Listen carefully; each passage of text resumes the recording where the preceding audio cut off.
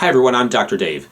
In this video we're going to discuss some of the more common and conservative treatment options that are available for bunions. Now, first off, before we even get started with that, it is most important that if you have a bunion, you need to be wearing the appropriate fitting shoe.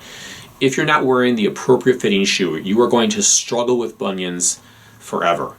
That being said, shoe manufacturers don't often make shoes with protrusions where your bunion is. And so I think that a very important piece of equipment that you can put in your armor or maybe your arsenal of things to fight bunions with is a shoe stretcher.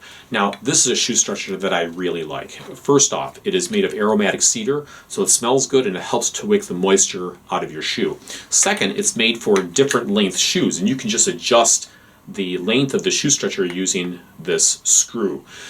Third off, and this is most important, this shoe stretcher comes with these holes, and then there's a variety of these, what they call pods, with a stem that you can place into these holes. Now, each of these holes equals a different diagnosis. Now, we're talking about bunions, and just for an example today, let's use a right foot bunion. So if we're using a right foot bunion, and this can be used in right or left shoe, it doesn't matter, we'll put the pod into this particular hole right here, which is where a bunion would be on the right foot. And then we'll use my shoe for an example here. We place the shoe stretcher into the shoe, and then we start to turn the screw here.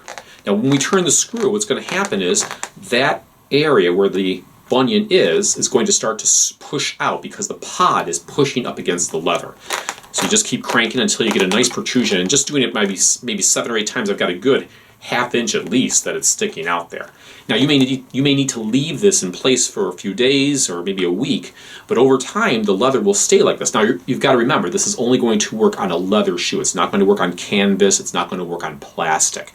So leather shoe only, which is the type of shoe that you should be wearing anyhow. So, all right, another thing that you can try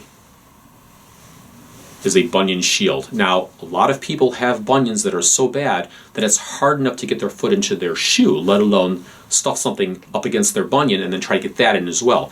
But this is very narrow and it's very soft. It's made by a company called Silicose, and it's all gel. Okay, very comfortable feeling. So it's the loop slides over your big toe, and then that shield protects the bunion, and you can put that right in there against the shoe so that you don't have that pressure against it. So these are inexpensive products here, and I'm going to put a link for all of these different products in the description below this video, so if it's something that you want to check out, you know where you can find it. This is another product made by that company Silicose. It's an interdigital toe spacer, and it fits between the first and second toe. Now, this isn't going to do anything for the bump, but it will help prevent the big toe from pressing up against the second toe, which is a common complication of bunions. Now, I have seen write-ups and pictures of these splints that you wear at night to try to hold your foot in position while you're sleeping, and it's supposed to get rid of your bunion.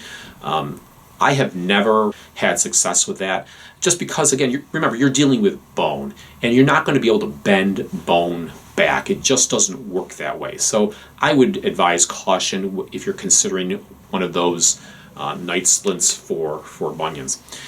Lastly, you have to also take into consideration what causes your bunion. We talked about this in the last video, what causes a bunion. It's your arch. Remember, your arch is not coming all the way back up. So if you don't want your bunion to get worse, you need to start wearing an arch support. And my recommendation would be to wear the highest arch support that you can wear comfortably. Now, that is a separate video in itself, and one that I would like you to watch. So please go and click on the link to that video, which is how to select the right arch support, and I will discuss the different arch supports that I recommend, as well as how to measure your arch so you know what type of arch you have, and the different arch supports that go with different problems. So you can check that out at your leisure. All right, well, this has been a short video on conservative treatment options for bunions. I wish it was a longer shopping list, but again, you're dealing with bones. There's only so many things that you can do. But I hope you learned something. I'm Dr. Dave, and we'll see you on the next video.